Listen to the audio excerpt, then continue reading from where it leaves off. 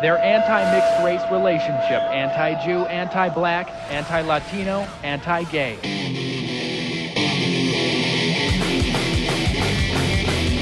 The music speaks for itself.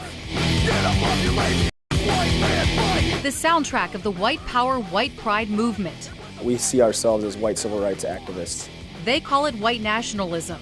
Others say it's rage-fueled racist ranting, better known as hate rock. We're not a hate group. You know, we don't like to use the word hate.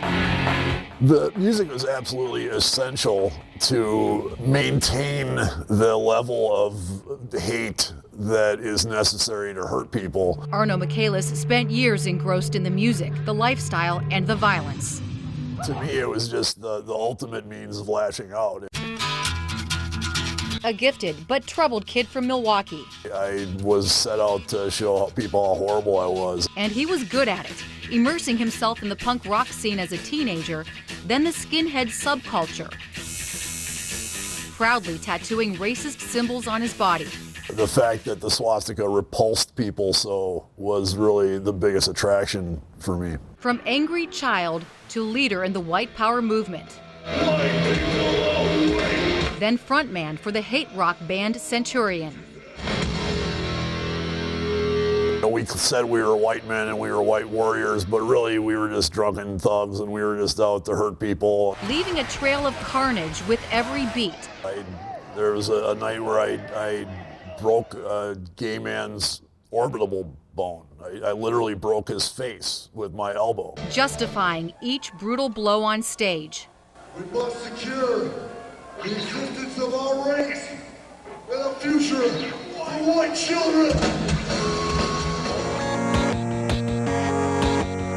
But it was the future of one child, a beautiful little girl, that would trigger a seismic shift, softening Arno's heart and rocking him to his very core. It was real clear to me then that if I didn't change my ways, death or prison was very likely to take me from my daughter. Now a single parent, he could no longer harm others. I think about my daughter and how much I love her. And I think of how I would feel if somebody ever hurt her. And then I ask myself, how did that kid's parents feel after you got done with them? Arno got out in the mid-90s, but he says the music and the message continues today. Here at the Maltz Museum in Beechwood, each pin on the map behind me represents a known hate group or organization.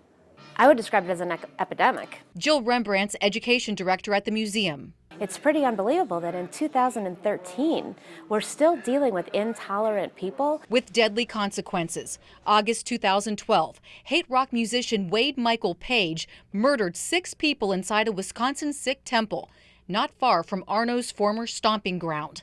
Although he didn't know the white supremacist, he felt responsible. I had kind of paved the way and created the environment that created him. I would have to disagree with that statement. Jeff Scoop, commander of the National Socialist Movement and head of their music label, NSM 88 Records in Detroit, doesn't see a connection between the songs and any acts of violence. Obviously, there has been certain members that have done stupid things, but you're going to have that in any political group. But what about some of the bloodthirsty lyrics and racial epithets? There is some violent lyrics in some of the music, and you can hear that in a lot of it. But with the artist, you have to have freedom of expression. He says the songs are no more aggressive than some performed by rappers. We won't be banned in the USA. Sure, it could make some people uncomfortable. Maybe it should make some people uncomfortable. I mean, you have to understand that there's a lot of boiling anger and rage. The Southern Poverty Law Center says the music's more underground now, but bigger than ever in the United States and overseas.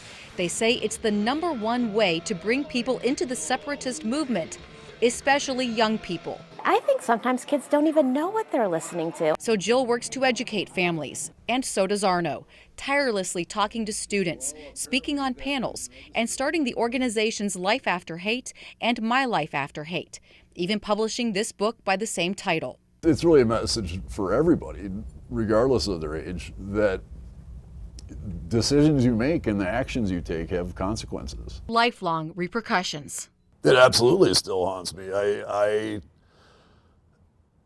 I hurt people very seriously with my own hands. And it's that honesty that makes him very unpopular with former comrades. I mean, I do believe he's a traitor because he flip-flopped from one side to the other. He should know better. But Arno's made peace with his past while cultivating a better future for other at-risk kids.